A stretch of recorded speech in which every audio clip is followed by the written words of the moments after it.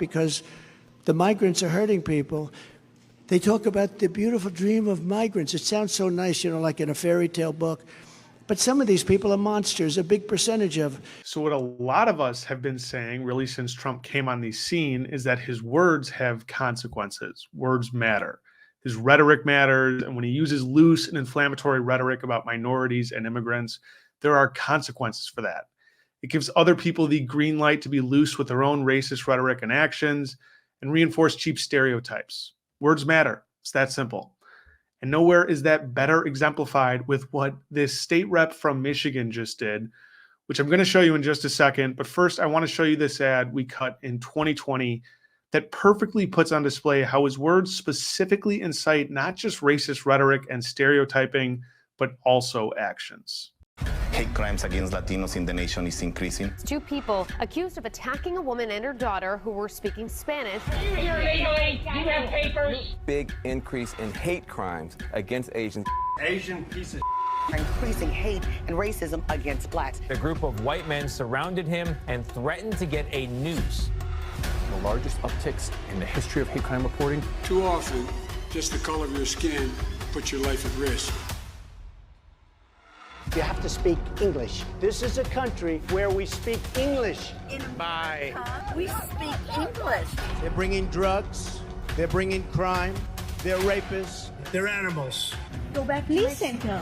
Donald Trump said, black guys counting my money, I hate it. Get that son of a bitch off the field right now. Out. You're living in poverty. Your schools are no good. You have no jobs. Right, yeah, you got it. White power. The Chinese virus. The word coronavirus crossed out and changed to Chinese. The China virus. Kung flu. Every disease that ever came from China is disgusting. Go back to whatever Asian country you belong in. It's not racist at all, no. They always pull out the race card. They always like pulling out the race card. So that ad could easily be run today and the same would hold true. The former president and his words have done so much to rip away at the social fabric of this country. Now, this brings us to the marvelous case of MAGA state rep Matt Maddox, a state representative from Michigan who describes himself as, quote, Trump endorsed, ranked most conservative state representative, Freedom Caucus, anti-communist, husband of Michigan's most wanted Republican. Ooh, very serious stuff. Now, Maddox today was very alarmed at what he saw in the Detroit city limits, very disturbed, and decided to take to Twitter, X, and share his concern with what was going on. He says, quote, happening right now, 3 buses just loaded up with illegal invaders at the Detroit Metro. Anyone have any idea where they're headed with their police escort? We know this is happening. Hundreds of thousands of illegals are pouring into our country. We know it's happening in Michigan. Our own governor is offering money to take them in. Since we can't trust the hashtag fake news to investigate, citizens will. The process of investigating these things takes time. Yeah, very scary stuff. Hopefully these citizen journalists he's calling for will get to the bottom of it for him. And it turns out Twitter's community notes function, which serves as a fact-checking mechanism, had the answer to this. And it also just so happens to be a citizen journalist type function, the community notes system. So they got to the bottom of it. Quote, this is the Gonzaga men's basketball team, not a group of migrants. The police escort is taking them to the Sweet 16. Oh no, send them back to Gonzagistan right now. America first. Seriously though, it would be funnier if this elected official, this Trump ally, this deranged fearmonger, wasn't so serious about this. I mean, when in the past would a bus filled with minority students have prompted an elected official to call for their investigation simply based on their race? The 1950s? Is that what they mean when they say make America great again? Could be. Now, Fox News also had an incredible segment today, really just remarkable stuff all around, that put on display this same type of stereotyping in a little bit of a different manner, about speaking for other communities in general. Now, here's what Leo Terrell, a Fox News correspondent, had to say to his Jewish co-panelist, Jessica Tarlov.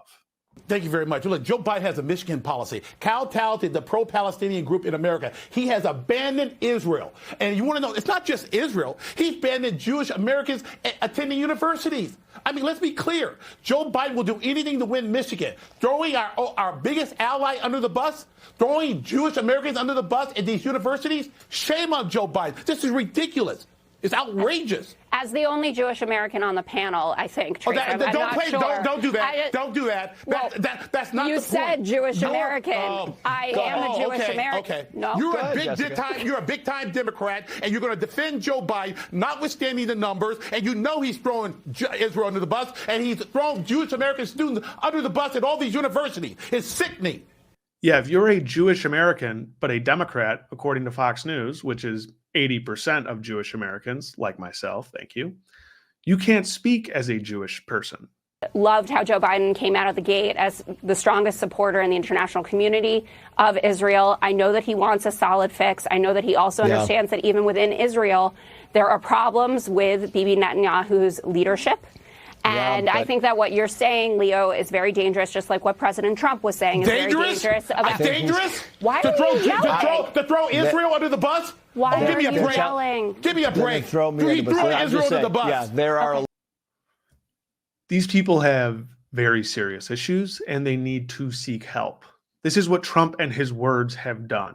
I'm being indicted for you, the black population. I am being indicted for... Now, who could forget that? Trump claiming that him being a criminal is what makes him so relatable to the black community. I mean, you really cannot make this stuff up.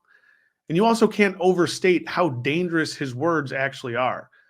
I mean, if Trump's gun-touting maggots get as riled up as Michigan State Rep Matt Maddocks, the most feared conservative in Michigan, every time they see a minority who doesn't have their ID and proof of citizenship stapled to their forehead, this country will continue to become a more and more dangerous place, not just for minorities, but for everyone. And it's all because of one man and his reckless disregard for his language, his actions, and the consequences his words and actions have. With Really American, I'm Justin Horwitz. Be sure to like, subscribe, hit notifications. We've got a ton planned going into this election, and we cannot do it without you. Thanks.